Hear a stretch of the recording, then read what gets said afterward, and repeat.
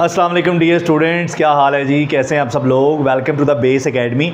बच्चों, मैं हूं आपका फिज़िक्स इंस्ट्रक्टर अदील अख्तर और आज हम डिस्कस करने जा रहे हैं सेकंड ईयर फिज़िक्स के चैप्टर नंबर 14 से एक और इम्पॉर्टेंट टॉपिक जी, एवोमीटर। ये टॉपिक तमाम बोर्ड्स के लिए है। तमाम स्टूडेंट्स जो हैं इस वीडियो को देख सकते हैं, चाहे उनका ताल्लुक पंजाब से है या किसी और प्रोविंस से। बच्चों, इस लेक्चर में हम ना सिर्फ इसका कॉन्सेप्ट क्लियर करेंगे, अच्छे तरीके से समझेंगे, बल्कि उसके साथ साथ ये भी देखेंगे कि यहाँ से अगर शॉर्ट आता है तो कैसे आएगा, एमसीक्यूज़ किस तरह से बनेंगे और ये एज अ लॉन्ग आता है या नहीं आता। तो चलें टॉपिक को स्टार्ट कर लेते हैं। लेकिन उससे पहले मैं आपको बता दूं कि आपने मीटर्स पहले भी पढ़ रखे हैं।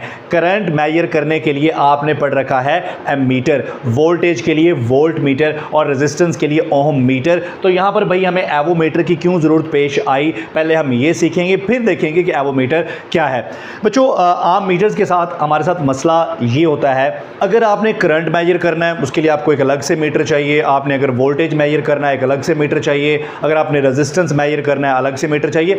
फ़र्ज़ करें कि आपको कोई ऐसा सर्किट दे दिया गया जिसके अंदर आपने तीनों वैल्यूज़ को ही, इन तीनों क्वांटिटीज़ को ही मेजर करना है, तो फिर वहाँ पर आप क्या करेंगे? ज़ाहिर बात है कि वहाँ बार बार मीटर एक लगाना, दूसरा उतारना, एक लगाना, तो ये बड़ा फटीग वाला काम हो जाएगा। तो अगर हमें उसकी बजाय एक ही ऐसा मीटर मिल जाए कि जिसके ऊपर तीनों मीटर्स जो है वो इंटीग्रेट किए हों, तो हमारे लिए काम कितना आसान हो जाएगा। लेकिन इससे भी बड़ा एक और प्रॉब्लम है, वो है रेंज का। अब हमने फ़र्ज़ कर लें कि अगर हमारे पास कोई करंट है, उसकी रेंज है जी, फ़र्ज़ कर लें कि 50 मिली एम्पेयर, तो हमें उसके लिए एक अलग से एमीटर चाहिए होगा। अगर रेंज है 20 मिली एम्पेयर तो अलग से चाहिए होगा। इसी तरह से अगर वोल्टेज की बात करें तो वोल्टेज की डिफरेंट रेंज के लिए हमें डिफरेंट वहाँ पर मीटर्स लगाने पड़ेंगे। अब इसका मतलब है कि बंदा अपना बैग जो है वो मीटर से भर के रखे ताकि जहाँ पर जो मीटर लगाना है वो लगा दे। तो इसकी बजाय अगर हमें एक ऐसा डिवाइस मिल जाए जिसमें हमें बहुत ज़्यादा रेंज मिले करंट मेजर करने की, वोल्टेज मेजर करने की, रेजिस्टेंस मेजर करने की, और तीनों मीटर्स एक ही जगह पर इंटीग्रेट कर दी हो, अब जस्ट नॉब घुमाएं और अपनी मर्जी का मीटर सेलेक्ट करें, अपनी मर्जी की रेंज सेलेक्ट करें और स्टार्ट हो जाएं। ठीक है, तो ये सारी फैसिलिटीज़, ये सारी सहूलियात हमें किसके अंदर मिलती हैं? एवोमीटर के अंदर मिलती हैं। एवोमीटर को हम मल्टीमीटर भी कहते हैं, जैसा कि इसके नाम से जाहिर है, AVO। ए से मुराद है एमीटर, वी से मुराद है वोल्ट मीटर, ओ से मुराद है ओम मीटर, या इसको आप कंबाइनली मुश्तरका तौर पर बोल सकते हैं मल्टीमीटर। मल्टी का मतलब ये होता है कि बहुत सारे मीटर जो हैं उसके ऊपर आपको कंबाइनली मिल जाएंगे। तो ये देख लें जी, ये इसकी स्कीमेटिक डायग्राम, एक ऐसी डायग्राम जो हमारी बुनियादी अंडरस्टैंडिंग के लिए है, यानी कि ये रियल नहीं होती लेकिन ये एक स्कीमेटिक डायग्राम होती है जस्ट फॉर अंडरस्टैंडिंग। आप देख रहे हैं कि सबसे पहले आपको इसके अंदर एक गैल्वानोमीटर नज़र आ रहा है। गैल्वानोमीटर हर मीटर का एक बेसिक कंपोनेंट है। हमने देखा कि चाहे हमें एमीटर बनाना हो, चाहे हमें वोल्ट मीटर बनाना हो, चाहे हमें ओम मीटर बनाना हो, उन सब के लिए हमें बुनियादी तौर पर एक गैल्वानोमीटर की ज़रूरत पड़ती है। तो गैल्वानोमीटर को मॉडिफाई करके उसके साथ रेजिस्टेंस सीरीज़ में या पैरेलल में लगाकर हम ये तीनों मीटर पीछे बना चुके हैं। तो लिहाजा गैल्वानोमीटर तो इस सर्किट का एक बुनियादी हिस्सा है। उसके बाद आपको यहाँ पर 3 सर्किट नज़र आ रहे हैं। पहला सर्किट वोल्टेज मेजर करने के लिए है, दूसरा करंट मेजर करने के लिए है और तीसरा रेजिस्टेंस मेजर करने के लिए है। इनके टर्मिनल्स को हमने X1, X2 और X3 का नाम दिया है। उसके बाद आपको X और Y 2 मेन टर्मिनल नज़र आ रहे हैं। हमारे इस सर्किट के 2 मेन टर्मिनल हैं, X और Y। X और Y वो टर्मिनल्स हैं जिनके दरमियान आपने वो सर्किट कनेक्ट करना होता है जिस सर्किट से हमने करंट, वोल्टेज या रेजिस्टेंस को मेजर करना होता है। तो यहाँ पर X और Y जो हैं हमारे मेन टर्मिनल्स हैं। इन टर्मिनल्स के दरमियान हम उस सर्किट को कनेक्ट करेंगे जिस सर्किट से हमें मेजरमेंट लेने हैं। ठीक है जी।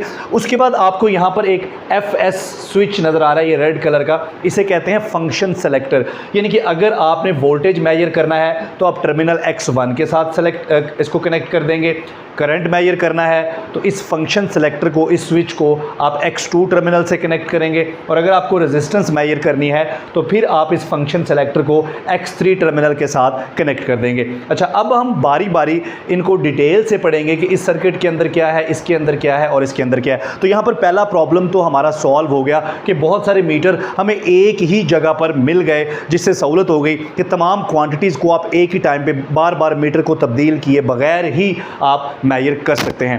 अब सबसे पहले हम डिस्कस करते हैं जी इसका वोल्टेज मेजरिंग सर्किट। ये वाला सर्किट जिसको हम इसका वोल्टेज मेजरिंग पार्ट बोल रहे हैं। अगर आप इसको देखें जूम करके तो इसके अंदर हमें क्या नज़र आता है, ये देखें बहुत सारी रेजिस्टेंस आपको नज़र आती हैं और साथ में एक गैल्वानोमीटर नज़र आता है। हमने पढ़ा था कि अगर गैल्वानोमीटर के साथ सीरीज़ में हम एक ऐसी रेजिस्टेंस लगा दें जिसको हमने RH या हाई रेजिस्टेंस का नाम दिया था, तो ये सर्किट बन जाता है वोल्टेज मेजरिंग सर्किट या वोल्ट मीटर। तो यहाँ पर देखिए ये गैल्वानोमीटर है और गैल्वानोमीटर को हमने कनेक्ट करना है, जो गैल्वानोमीटर को हमने कनेक्ट करना है सीरीज़ में, लेकिन यहाँ पर आपको मुख्तलिफ रेजिस्टेंस नज़र आ रही हैं, R1, R2, R3, R4। तो ये उस दूसरे प्रॉब्लम का सल्यूशन है जब मैंने आपको बोला था कि आप बहुत सारी रेंज के वोल्टेज मेजर कर सकते हैं। ठीक है, तो ये देखें जी, R1, R2, R3, R4 हर रेजिस्टेंस का एक अलग टर्मिनल है और उसके ऊपर उसकी वैल्यू या उसकी रेटिंग लिखी हुई है। यानी कि अगर आपने 5 वोल्ट तक वोल्टेज मेजर करना है तो यहाँ पर एक दूसरा स्विच आपको नज़र आ रहा है, इसे कहते हैं RS, रेंज सेलेक्टर। जो रियल हमारे पास मल्टीमीटर या एवोमीटर होता है उसके अंदर जो हमारा फंक्शन सेलेक्टर होता है वो एक नॉब होती है। उसी नॉब से पहले हम सेलेक्ट करते हैं कि हमें वोल्टेज मेजर करना है या करंट मेजर करना है या हमें रेजिस्टेंस मेजर करनी है, और फिर उसी से ही हम मज़ीद आगे कोई नया स्विच नहीं होता, बल्कि ज़्यादातर जो एवोमीटर प्रैक्टिकली हम यूज़ करते हैं उसी एक नॉब से ही हम रेंज सेलेक्ट करते हैं। ठीक है, तो यहाँ पर जितना वोल्टेज आपको मेजर करना है उसी हिसाब से आप रेंज सेलेक्ट कर सकते हैं। देखिए रेंज स्विच को अब जहां भी कनेक्ट करेंगे ये वाली जो रेजिस्टेंस है ये गैल्वानोमीटर के साथ सीरीज़ में हो जाएगी। फंक्शन सेलेक्टर से पहले ही हम ये देखें सेलेक्ट कर चुके हैं, हम X1 के साथ कनेक्ट कर चुके हैं जिससे हम वोल्टेज मेजर करने जा रहे हैं। उसके बाद आते हैं जी इसके टर्मिनल X और टर्मिनल Y। जैसे मैंने स्टार्ट में बताया कि X और Y के दरमियान हमने उस सर्किट को कनेक्ट करना है जिसके अक्रॉस हमें वोल्टेज को मेजर करना है। तो इस तरह से ये है इसका वोल्टेज मेजरिंग पार्ट। तो क्या हम AC वोल्टेज भी मेजर कर सकते हैं? तो AC वोल्टेज भी मेजर किए जा, उसके लिए पहले हम AC वोल्टेज को DC में कन्वर्ट करते हैं रेक्टिफायर के ज़रिए। अब जो हमारे पास लेटेस्ट मीटर्स आ रहे हैं जिनको डिजिटल मल्टीमीटर्स भी कहा जाता है या डिजिटल मीटर्स कहा जाता है, उनके अंदर बाय डिफ़ॉल्ट ही उन्होंने ये लगा दिए हैं रेक्टिफायर जो AC वोल्टेज को DC में कन्वर्ट करते हैं, उसको भी मेजर कर लेते हैं। उसके बाद आगे बढ़ते हैं जी, इसका दूसरा हिस्सा है करंट मेजरिंग पार्ट। अब हम क्या करेंगे, हम अपने फंक्शन सेलेक्टर को करंट मेजरिंग सर्किट के साथ यानी कि टर्मिनल X2 के साथ कनेक्ट कर देंगे। तो ये देखें जी, ये हमारे पास टर्मिनल X2 है, ये हमारे पास टर्मिनल X2 है। तो टर्मिनल X2 के साथ हमने हमारे फंक्शन सेलेक्टर को सेलेक्ट कर दिया। तो अब हम किस में कनेक्ट हो गए, अब हम एम मीटर में कनेक्ट हो गए। यहाँ पर देखते हैं कि एम मीटर के अंदर बेसिकली क्या है। यहाँ पर भी आपको बहुत सारे टर्मिनल नज़र आ रहे हैं A, B, C और बहुत सारी रेजिस्टेंस नज़र आ रही हैं R1, R2, R3। हमने कहा था कि अगर हमें एक गैल्वानोमीटर को एक एम मीटर बनाना है तो हम क्या करते हैं, हम इसके पैरेलल एक शंट, ठीक है, कनेक्ट करते हैं एक ऐसी रेजिस्टेंस जिसकी वैल्यू कम होती है। तो यहाँ पर देखें गैल्वानोमीटर और ये जो रेजिस्टेंस है ये भी आपको नज़र आ रहा है कि ये पैरेलल है। यहाँ पर हम क्या करेंगे, रेंज स्विच को हम सेलेक्ट करेंगे जितनी रेंज का करंट हमने मेजर करना। मसलन ये देखें टर्मिनल A जो है यहाँ पर लिखा हुआ 5 मिली एम्पेयर। तो अगर तो आपका करंट 5 मिली एम्पेयर तक है तो फिर आप अपने रेंज सेलेक्टर को टर्मिनल A के साथ कनेक्ट करेंगे।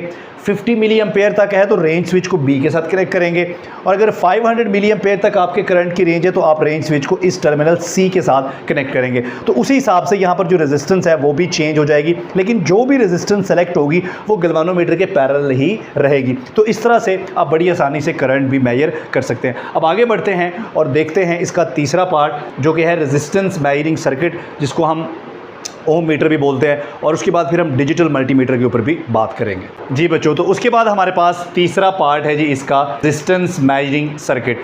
तो हम फंक्शन सेलेक्टर को कहाँ पे कनेक्ट करेंगे, टर्मिनल X3 के साथ। जब हमारा फंक्शन सेलेक्टर टर्मिनल X3 के साथ कनेक्ट हुआ तो जो मीटर हमारा सेलेक्ट हुआ ये है अब ओम मीटर। अच्छा, ओम मीटर उसी तरह से हमारे पास सबसे पहले यहाँ पर एक बैटरी है जिसका EMF है V0, उसके बाद एक वेरिएबल रजिस्टर है और एक गैल्वानोमीटर है जो कि सीरीज़ में लगे हुए हैं। उसी तरह से हमारा टर्मिनल X और Y, इसके दरमियान हमने वो रेजिस्टेंस अटैच करनी है जिसको हमने मेजर करना है। ठीक हो गया जी।